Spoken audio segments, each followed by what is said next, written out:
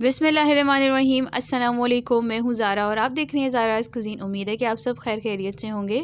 यकीनन रमज़ान की तैयारियों में मसरूफ़ होंगे ताकि बहुत सारी चीज़ें हम फ्रीज़ कर सकें और आसानी से रमज़ान गुजार सकें। हाजिर हूँ मैं बड़ी ही ज़बरदस्त कचौरियों की रेसिपी के साथ, जिसके लिए ना तो आपको कोई मेहनत करनी पड़ेगी और ना ही ऑयल का इस्तेमाल। वैसे तो जब भी हम कचौरी खाते हैं तो उसे खाने के बाद हमसे कुछ भी नहीं खाया जाता क्योंकि वो बहुत ज़्यादा हैवी हो जाती है। तो इस रमज़ान या रमज़ान के अलावा भी आप इस तरीके से बनाएं, सबको बहुत ही ज़्यादा पसंद आएगी। रेसिपी शुरू करने से पहले अगर तो आप मेरे चैनल पर नए हैं तो चैनल को सब्सक्राइब कर लें। तो अब चलते हैं अपनी ज़बरदस्ती रेसिपी की तरफ। सबसे पहले पैन में 2 टेबल स्पून ऑयल ऐड करेंगे। ऑयल गर्म हो जाए तो छोटे साइज़ का प्याज है वो शामिल कर देंगे और इसको हमने इतना फ्राई करना है कि ये सॉफ्ट हो जाए, इसका कच्चापन ख़त्म हो जाए। जैसे ये सॉफ्ट हो जाए तो इसके अंदर 1 कप हमने बॉयल और श्रेडेड चिकन ऐड कर देना है। साथ ही इसके अंदर 1 कप के करीब गोभी ऐड कर देनी है, या कम ज़्यादा आप अपने हिसाब से भी कर सकते हैं। गोभी और चिकन को बस 1 मिनट के लिए ही फ्राई करेंगे और साथ ही इसके अंदर स्पाइसेस ऐड कर देंगे।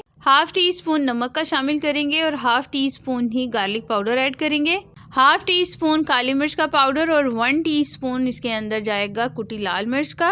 1 टेबल स्पून कुटा हुआ धनिया शामिल करेंगे। Half tea spoon chicken powder add करेंगे और इन तमाम चीज़ों को अच्छे से मिक्स कर लेंगे। और याद रहे जो फ्लेम है वो मीडियम टू लो होना चाहिए। 1 table spoon soya sauce, 1 teaspoon सिरका ऐड कर देंगे। अच्छे से इन दोनों चीज़ों को मिक्स कर लें और साथ ही इसके अंदर हाफ कप के करीब मटर ऐड कर देंगे। 1 टेबल स्पून मैदा शामिल करें, अच्छे से मिक्स करेंगे ताकि इसका कच्चापन ख़त्म हो जाए। फिर इसके बाद 1/4 कप दूध का शामिल कर देना है। फ्लेम को मीडियम टू लो रखते हुए ही हम इसको मिक्स कर लेंगे जब तक दूध खुश्क ना हो जाए।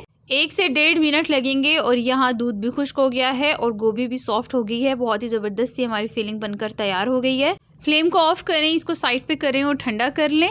तो अब बारी है उस चीज़ की जिसका आपको बेसब्री से इंतज़ार है। जैसे कि आपको नज़र आ रहा है यहाँ मैंने लिए हैं 4 पेड़े।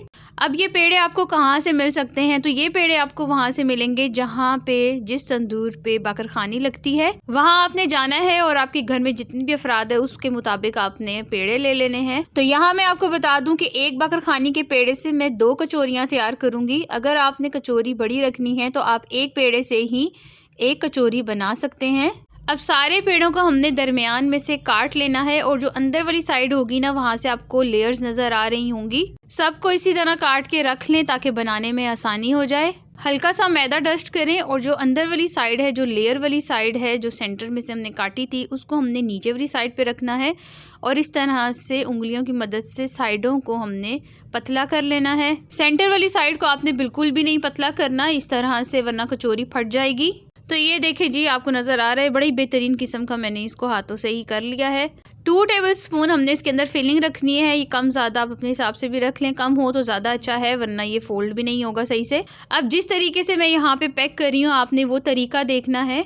हल्के हाथों के साथ इसको पैक करेंगे, ज़ोर आजमाई करेंगे तो रोटी फट जाएगी। तो अब आपने इसको अच्छे से देख लेना है कि मैं इसको किस तरह से पैक कर रही हूँ। सेम आपने भी इसी तरह करनी है। 1-2 मरतबा आप करेंगे आपका हाथ चल जाएगा और ये बहुत ही जल्दी से आपसे बन जाएंगी। फिलिंग इसके अंदर से बिल्कुल बाहर नहीं निकलेगी क्योंकि बाहर वाले भी सेम इसी तरह से इसको पैक करते हैं। तो ये चेक कर सकते हैं आप कितनी ज़बरदस्त मैंने कचौरी की शेप दे दी है। अच्छे से इसको पैक कर लिया है और ये देखें कितना खूबसूरत सा एक पेड़ा तैयार हो गया है। अब आप में से कहीं लोगों को ये लग रहा होगा कि ये कचौरी बहुत ही छोटी है, लेकिन नहीं जी, आगे जाके आपको पता लगेगा कि ये कचौरी छोटी बिल्कुल भी नहीं है। सारी कचौरियाँ मैंने बना ली हैं। 4 पेड़ों से 8 कचौरियाँ तैयार कर ली हैं। इस रेसिपी में ऑयल का इस्तेमाल बिल्कुल नहीं करना, तो जिसके लिए जी हमने यहाँ पे बेकिंग ट्रे ली है, उसके ऊपर बटर पेपर लगाना है। बेकिंग ट्रे को ऑयल से ग्रीस करने की बिल्कुल भी ज़रूरत नहीं है। कचौरी रखेंगे। अब आप चाहो तो इसको इस पॉइंट पर फ्राई भी कर सकते हैं, या तो फिर आप रमज़ान से पहले इसको फ्रीज़ करना चाहते हैं तो आप इस पॉइंट पर इनको फ्रीज़ भी कर सकते हैं। फ्राई तो हमने इसको करना नहीं है, लेकिन जब हम इसको बेक करें तो प्यारा सा कलर आना चाहिए, जिसके लिए हमें एग वॉश करना ज़रूरी है। एग वॉश भी हो गया। अब बारी है इसको बेक करने की। तो मैं इसको पतीले में बेक कर रही हूँ, आप चाहो तो इसको ओवन में भी बेक कर सकते हो। पतीले को मैंने पहले ही 10 मिनट के लिए प्री हीट कर लिया है और इसके अंदर स्टैंड भी रख दिया है। बेकिंग ट्रे रखेंगे, इसको कवर करके रखेंगे 20 से 25 मिनट के लिए। ये बहुत ही अच्छे से बेक हो जाएंगी। دوسری سائڈ پہ بھی پتیلے میں نے بیک ہونے کے لیے باقی کی جو کچوریاں رہ گئی تھیں وہ رکھ دی ہیں۔ کوئی بھی روٹی والا کپڑا آپ نے اس کے کناروں پہ رکھ دینا ہے تاکہ ہیٹ باہر نہ نکل سکے۔ 25 منٹ کے بعد کا رزلٹ میں آپ کے ساتھ شیئر کر رہی ہوں۔ یہ دیکھیں جی، بہت ہی زبردست سی ہماری کچوریاں بن کر تیار ہو گئی ہیں۔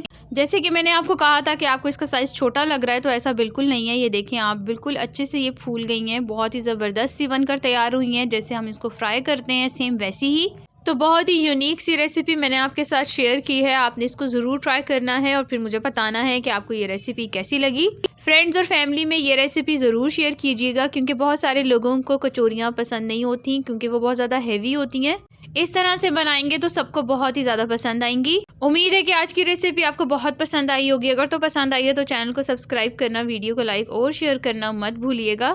ملتی ہوں میں نئی ریسیپی کے ساتھ، تب تک اپنا بہت سارا خیال رکھیے گا، مجھے دعاؤں میں یاد رکھیے گا۔ اللہ حافظ۔